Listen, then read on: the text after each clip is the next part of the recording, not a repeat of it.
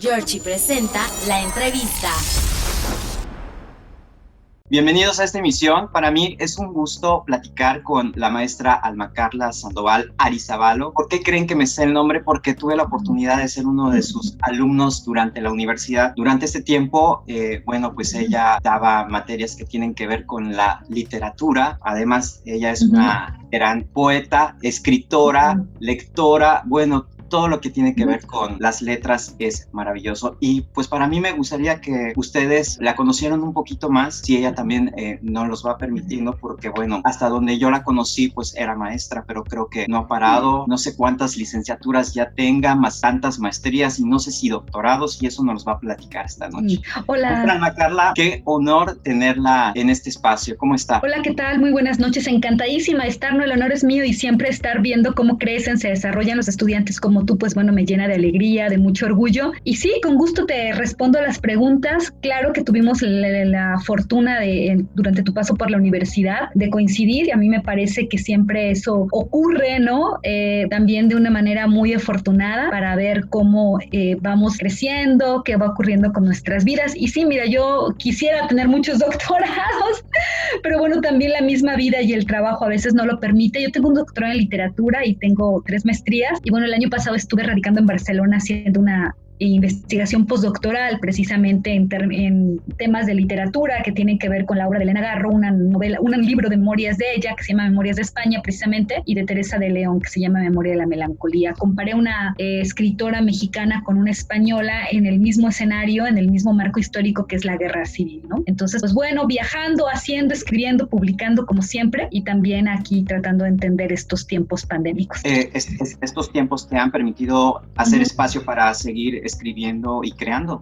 Sí, curiosamente, mucho se habló al comienzo durante marzo, abril, ¿no? De qué iba a pasar precisamente con las artes, con estas nuevas plataformas y esta nueva normalidad, que de normalidad, como por ahí dicen, no tiene nada, pero que nos ha permitido, gracias a plataformas como Zoom y otras más, conectarnos con personas de otros países, y esta revolución impuesta de las formas de estar sin estar o de hacer presencia ha ayudado a que nos conectemos y que nos reencontremos, por ejemplo, como es contigo, en tu caso, y de poder llevar, ¿no?, sobre todo la literatura. Y creo que en cuanto a la música, las artes que están teniendo un florecimiento que históricamente ha sido también en toda, ¿no?, el recorrido de los movimientos artísticos, pues la literatura y la música sacando la cara en tiempos de crisis, cuando todo parece que se termina, cuando hay que decir o no se puede expresar, pues vienen estas artes en el tiempo, en este tiempo sin tiempo que nos obligó a vivir, nos está obligando, ¿no?, a estar a un semi-confinamiento con esta angustia en lo que otro panorama es posible. Y pues sí, la literatura nos ha ayudado, la lectura de textos, es que es increíble, ¿no?, cómo ha proliferado. Yo como colonias de hongos, ¿no?, como una nueva primavera, las lecturas con escritores, con poetas, los festivales, las entrevistas, los encuentros, y también pues los músicos, estas nuevas formas de cantar, bla, bla, bla, resistencia, ¿no?, cuando empezó en Italia, por ejemplo, con los índices más la mortalidad, con esos picos de la curva terribles, pues la gente saliendo a cantar en los balcones, por ejemplo, la música también en Madrid, en Europa, y las resistencias que se están dando, curiosamente, con el arte, pues como una herramienta espiritual, ¿no?, y también cognitiva, para no volvernos locos o para poder sobrevivir con muchísima más dignidad. El pretexto de esta entrevista fue que hiciste una publicación en donde, estabas celebrando un compilado, pues, de prácticamente, tengo entendido, varias obras, ¿no? Y obviamente yo tuve la oportunidad y la fortuna de estar en varias de esas obras, y fue sensacional. De hecho, por ahí debo de tener algunos recuerdos en fotografías. Sí, me imagino. Mis obras las tengo todavía en Cuernavaca, porque no te he actualizado tanto, pero sí. Actualmente ya radico en Mérida, pues bien sabes que, toda mi familia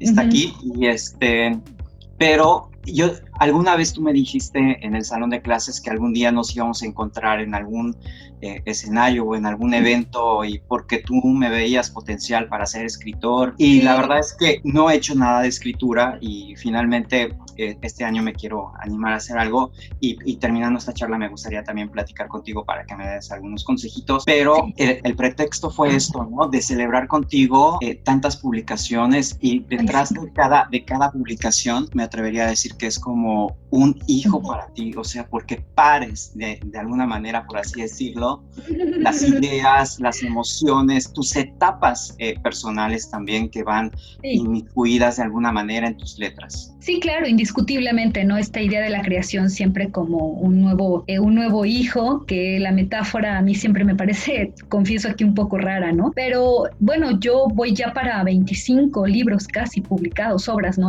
Sobre todo poesía, novela, ensayo, periodismo, también crónica. Entonces, pues bueno, sí ha sido no parar, pero es una manera de estar en el mundo, ¿no? Que bueno, yo no me imagino haciendo otra cosa, y me parece que no porque no sea capaz de imaginarme en otro oficio, también me encanta enseñar, tú lo sabes, soy una apasionada docente. No quiere decir que esa sea la vocación, pero bueno, es algo que fluye, que ocurre, se han dado las cosas. Y pues bueno, sí estoy muy contenta porque, pues bueno, sin pandemia yo estaría ahorita todos, ¿no? Que se nos cambió los planes este año al menos, que muchas cosas tienen que esperar, se han pausado. Pues bueno, una antología mía de 20 años con 12 poemarios se compilan en ese libro que se llama Un claro en el bosque de la cadencia, que se va a publicar en Brasil y en España, sobre todo ahorita en Galicia. Y esperemos que este año ya se fue a prensa la antología y tuvo que recorrerse un poco. La idea era que yo estuviera en Barcelona de nuevo, pues de hecho tengo el boleto que he tenido que cambiar, lo dejé abierto para estar de nuevo en Europa, y la idea es irme a radicar allá también. Tengo otros planes a nivel personal, pero sí, Talen, estoy muy, muy contenta. La editorial se llama Urutao, es una editorial independiente que ha tenido muy buena fortuna con un gran catálogo de poetas, pues con la enorme fortuna y que ellos eligieran a una poeta mexicana en activo contemporánea para que formara parte de un catálogo de editores, de autores iberoamericanos. Y pues bueno, ahí está mi nombre y está mi libro, y pues muy contenta celebrando eso, ¿no? Que condensa, como bien lo sabes, pues bueno, toda una trayectoria en la poesía, pues sí, de 20 años, ¿no? Un poquito más, porque yo comencé muy joven. Y sí, sí es cierto, que bueno que nos encontremos, y seguramente sí escribirás, estoy segura de ello, ¿no? Y seguirás haciéndolo. ¿Qué te atrae de España? ¿Por qué decidiste ir ahí? Digo, yo sé que también eres amante de Latinoamérica, porque precisamente durante las clases, pues nos hablabas de autores latinoamericanos y nos describías, pues, países hermosos, incluyendo obviamente España, pero siempre yo te creí viajando más en Latinoamérica, que creo que has tenido la oportunidad de hacerlo también, ¿no? He viajado muchísimo por América Latina por cuestiones de festivales y encuentros de poesía, ¿no? He sido muy privilegiada en ese sentido. Pues me conozco desde Vancouver hasta la Patagonia. No, bueno, nada más no conozco las Guyanas, ¿no? Porque no hay ahí, porque se hablan otros idiomas. Y claro, yo además viví en Cuba y estuve viviendo 3 años en Bogotá, donde hice una maestría. Entonces tengo un especial cariño por Centroamérica, por el Caribe, y pues bueno, por también lo que es toda la región andina, ¿no? Sí,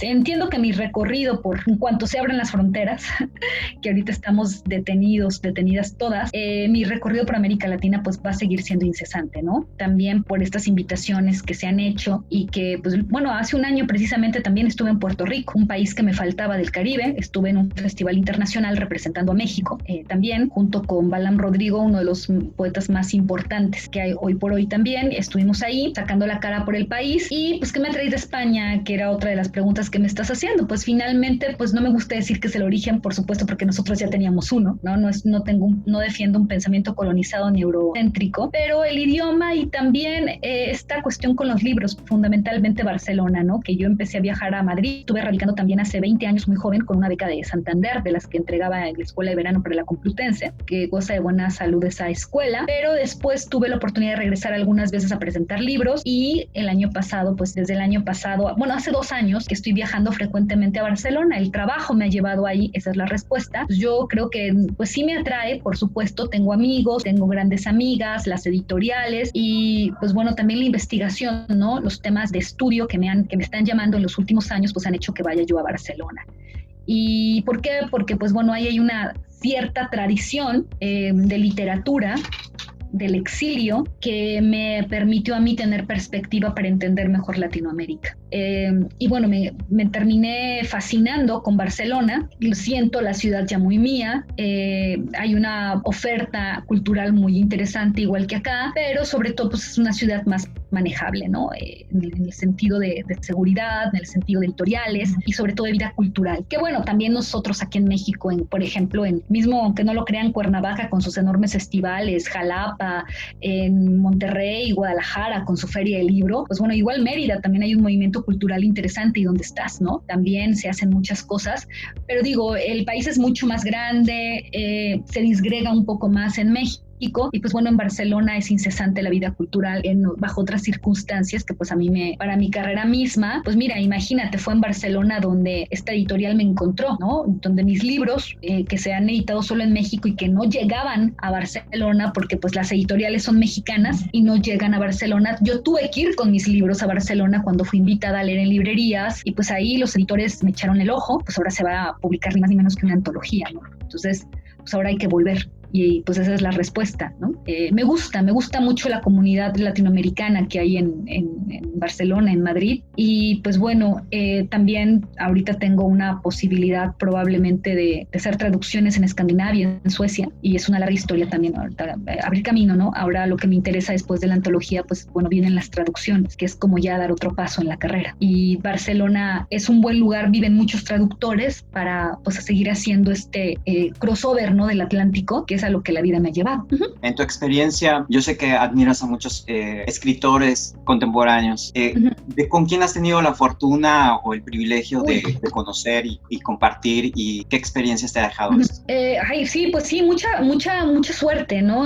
Con gente interesantísima, desde la poesía, ¿no? Que estamos hablando de esta disciplina, porque también en la narrativa he tenido la suerte de convivir. Pues bueno, en Colombia, por ejemplo, el gran poeta Juan Manuel Roca, que es uno de los mejores poetas colombianos vivos, que ha sido nominado para el Nobel varias veces, y otro gran amigo de él que fue el creador del neobarroco colombiano, que es ni más ni menos que Germán Espinosa. Y a nivel también ya digamos de grandes nombres latinoamericanos en la poesía, pues bueno, una amistad lleva a otra, y he tenido también el golpe, ¿no? De suerte de conocer a Bocanera, ¿no? A Jorge Bocanera, que es el gran poeta argentino, que son ya instituciones. Estos nombres son personas que garantizan ya toda una historia poética. Ellos mismos son su obra, ¿no? Y su persona es un tramo de la literatura, de la poesía de sus países. Pues bueno, con grandes otros también contemporáneos y sobre todo mujeres también, ¿no? Por ejemplo, Francesca Gargalo, que escritora italo-mexicana, que ha sido una presencia, pero desde antes todavía está viva la enorme Dolores Castro, que es así como la madre de todas las poetas en México, que fue mi maestra. Y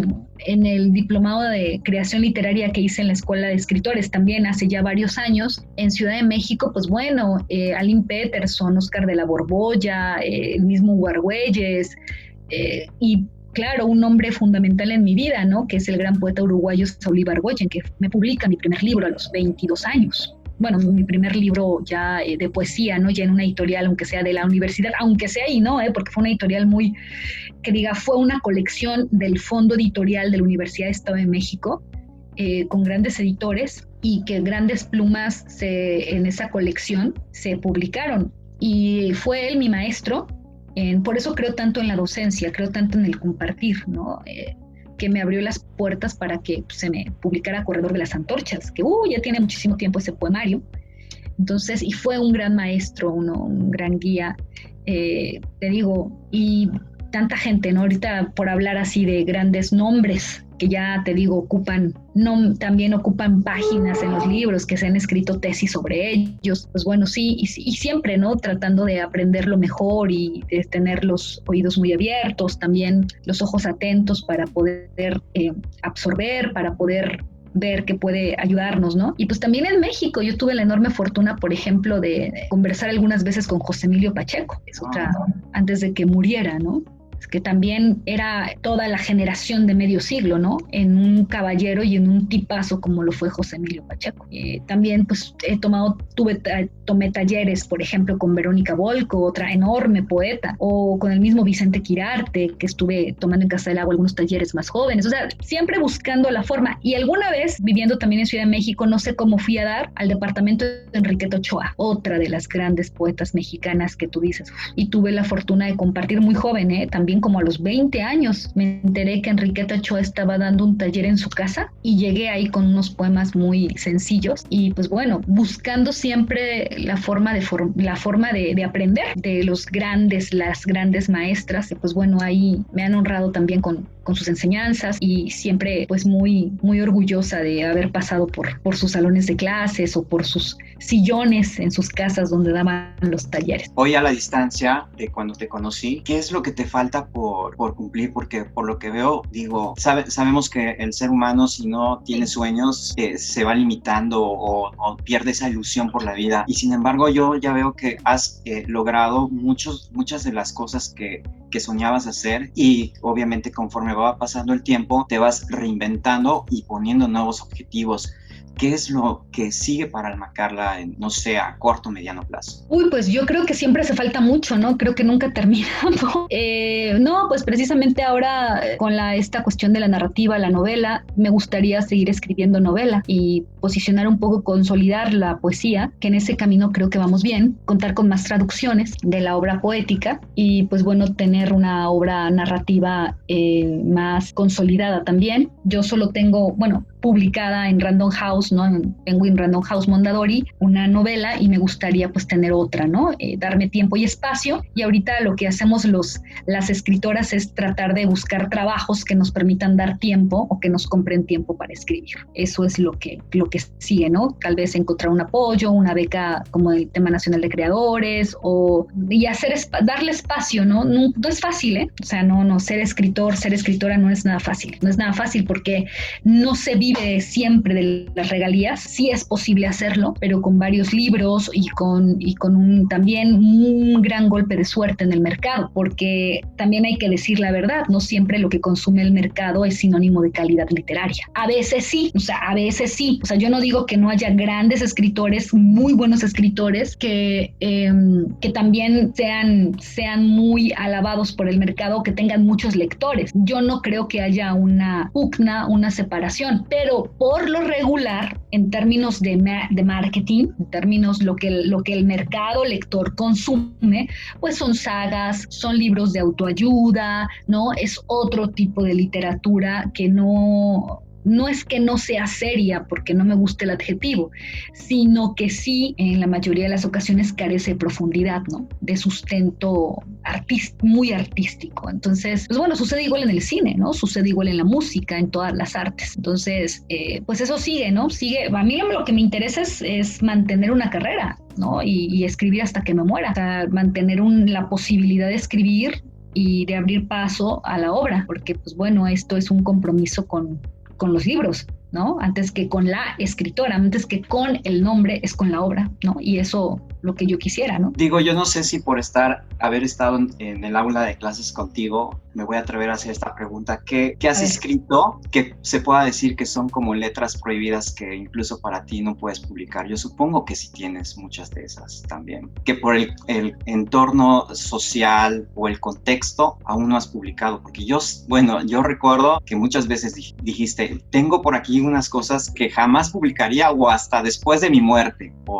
No, bueno, sí, claro, ¿no? Diarios, ¿no? Sobre todo en términos de diarios, pero bueno, yo todavía me falta mucho por lograr, me falta mucho por consolidar, o sea, todavía me siento hasta cierto punto todavía desconocida en algunas partes, ¿no?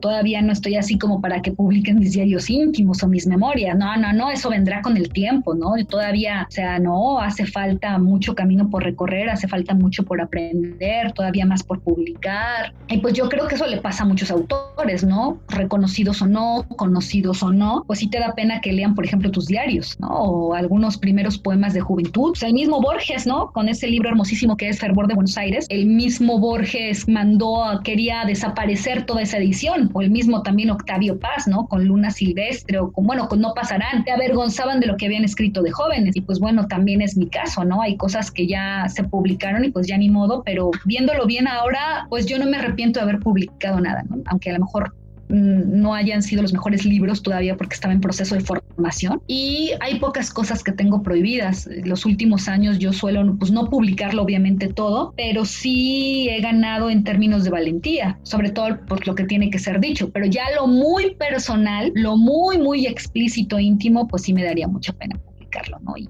mejor que se queden en diarios. Ahí están bien todo eso. Yo solo te deseo éxito, como siempre, y pues no sé si quieras redondear con alguna idea esta entrevista, sobre todo para estas nuevas generaciones, que bueno, muchos ya, incluso hay bloggers que son youtubers y recomiendan libros, pero pues esta es una ventana y una oportunidad también para llegarle Claro. La gente, ¿no? Claro. No, a mí me encanta que la poesía y que la literatura escrita por las nuevas generaciones, estos jovencísimos, pues yo soy todavía coordinadora de un taller literario en el TEC de Monterrey y también doy talleres literarios por la libre, ¿no? De manera independiente en un centro cultural online que coordino. Entonces me da muchísimo gusto ver cómo vienen con tanto impulso, siguen escribiendo, son grandes lectores y pues bueno, los tips o consejos o recomendaciones o sugerencias, que prefiero esta última palabra, sugerencias, son leer mucho, ¿no? Y leer todo lo que se pueda, los clásicos por algo son clásicos. Estar leyendo todo el tiempo, ahora internet, las bibliotecas más importantes del mundo, los PDFs, los libros electrónicos, ebooks, todo está al alcance de nuestra mano, entonces a mí me parece que no hay pretexto para no estar leyendo muy buena literatura, lo mejor de la literatura, todo se baja en PDFs gratis en varios sitios, entonces leer los clásicos, asomarse a aquello que nos puede parecer aburrido, pero cuando nos damos la oportunidad de asomarnos, vemos que es increíble, ¿no? Entonces, eso me parece una buena sugerencia, más que escribir, que por supuesto hay que hacerlo y hay que tener mucha práctica porque es un oficio. Entonces, la escritura como oficio exige que se escriba mucho, porque uno se equivoca mucho. Y si uno escribe mucho y corrige mucho, si uno escribe mucho y se equivoca mucho, pues entonces hay que corregir el doble. Y en la corrección de lo que se escribe, pues está la magia. A veces leemos algo y decimos, wow, ¿cómo le quedó la primera? No, detrás de dos muy buenas páginas escritas pueden haber días y muchos intentos de corrección, ¿no? Un solo poema a veces necesita meses para quedar bien. Entonces, paciencia, como yo siempre digo, cito a Rilke, ¿no? 2 años no son nada, decía Rilke, en la literatura, ¿no? En el arte, 20 años no son nada. Y pues ahorita yo ya estoy en el momento de decir que en efecto, como empecé muy joven, 20 años no son nada. O sea, lo cual exige un gran compromiso y una vocación de hierro, sobre todo en una sociedad tan complicada, con crisis económicas, con un materialismo y un capitalismo terrible, ¿no? En el distópico, en donde pues toda la cultura está orientada a cuánto tienes, cuánto vales, en donde todo se mide con likes, todo se mide con corazoncitos, todo se mide, ¿no? Con aprobación, pues entonces ahí exige mucho valor, y eso es lo que decía Roberto Bolaño, ¿verdad? Uno de los grandes escritores también latinoamericanos, chileno. O sea, esto de ser poeta es casi como ser un kamikaze, o esto de ser también un escritor hay que tener el cuero bien curtido y bien duro, ¿no? Y pues por ahí se dice que también para escribir hay que ser como escorpión o como caracol, ¿no? Para poderse encorchar, y escorpión para saberse, o puercoespín, ¿no? También para saberse defender. Entonces, pues bueno, esto, aunque estemos en el 2020, en el 2020, y estemos ya en un escenario futurista que nos llegó muy rápido, o sea, que nos sorprendió, la verdad es que sigue siendo muy parecido a la antigüedad. Los poetas siguen siendo marginados, los escritores seguirán, los intelectuales vistos bajo sospecha por el poder, y aquí la recomendación es leer, insisto, y ver cómo esas personas le hicieron para resistir. Entonces, pues bueno, eso es lo que hay que hacer, ¿no? Yo creo que si no todo está en los libros, al menos mucho de lo que somos capaces de imaginar ahí lo encontramos. Uh-huh. Muchas gracias, estoy muy agradecido, te agradezco el tiempo, es un placer siempre escucharte, y sí, la verdad... Me agarraste un poquito cansada, la verdad, porque hoy tuve que hacer presenté un libro, acabo de dar un taller, estuve trabajando en otros proyectos, y pues bueno, eso también actividad, ¿no? Por eso hay que dedicarse a lo que uno quiere y lo que uno verdaderamente le apasiona, para que no se siente el tiempo, ¿no? Pero no, al contrario, gracias a ti por la oportunidad de reencontrarte y de platicar. Pues espero que se repita, y no tan como que sea pronto. Es que... Sí, claro que sí. Bueno, muchas gracias. No, de qué, al contrario. Ya acabo. Me sigues dando nervio, no tienes idea, Alma Carla. No hagas eso, por favor, no. No, es que de verdad te admiro mucho, creo que siempre te lo dije, incluso sí. Hoy día admito que fui como medio stalker cuando fui universitario, porque incluso grababa tus clases, recordarás. Ay, no, estuvo buenísimo, pero gracias a eso Viridiana, nos conocimos con Viridiana, y tuve ahí una etapa hermosísima en el Choro Matino, te lo agradezco. Y bueno, pues yo de alguna manera, digo, porque respeto tu espacio, tu tiempo, siempre te he seguido en las redes sociales, estoy al pendiente. Sí, te lo agradezco mucho. Y discretamente por ahí te doy likes, pero porque sé, bueno, te conocí, yo sé que también la gente cambia y todo eso. Y no. Sabes que es por respeto, Ay, no, gracias, Jorge. Y fíjate que aquí hacen supongo que has de estar enterada, hay una convocatoria que hacen cada año, es como de un concurso de cuento, le tienen puesto el nombre de Beatriz Espejo, que es una... Es muy importante es muy importante ese premio y es muy buen dinero y es un premio Bellas Artes, o sea, es un premio importante. Sí, lo conozco. Tengo amigos que lo han ganado.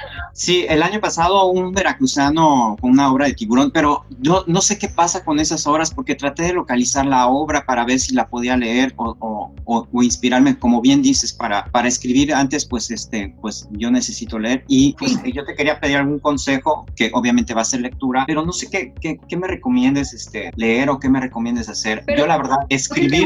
¿Te gusta leer narrativa? Sí, yo ¿Escribes poesía, cuento? No, más bien le he tirado un poco a la novela, pero realmente tengo que ser honesto, porque yo soy muy autocrítico con lo que hago. Sí. Ha sido basura, ya sabes. Lo escribes. No, tampoco hay que ser tan duros, tampoco. O sea, Alma Carla. Debe haber algo que valga la pena, poquito. Tampoco, sí hay que ser autocríticos, sí hay que tener un gran nivel de autoexigencia, pero también hay que tener un poco de alegría por escribir, o sea, escribir, no por escribir, obviamente no, pero sí por el gusto de hacerlo, o sea... Es que hay una frase que tú decías en clase que se me quedó grabada para siempre, que decías, nunca escribir bajo el imperio de las emociones. De la emoción, sí, eso es muy importante porque, claro, pero tampoco hay que pensarlo tanto, o sea, yo ahora creo que hay que tener un equilibrio y eso sería una buena sugerencia que hacerte, ¿no? O sea, no se puede escribir así, estoy de acuerdo, totalmente tomado por la emoción, pero sí hay que tener un poquito, ¿no? Un poco de equilibrio y en ese sentido también va el consejo hacia la autocrítica, o sea, sí. Es que pasa es que si te la pasas juzgando cada línea que escribes, no escribes nada. Que venga la autocrítica después de que escribes. O sea, primero,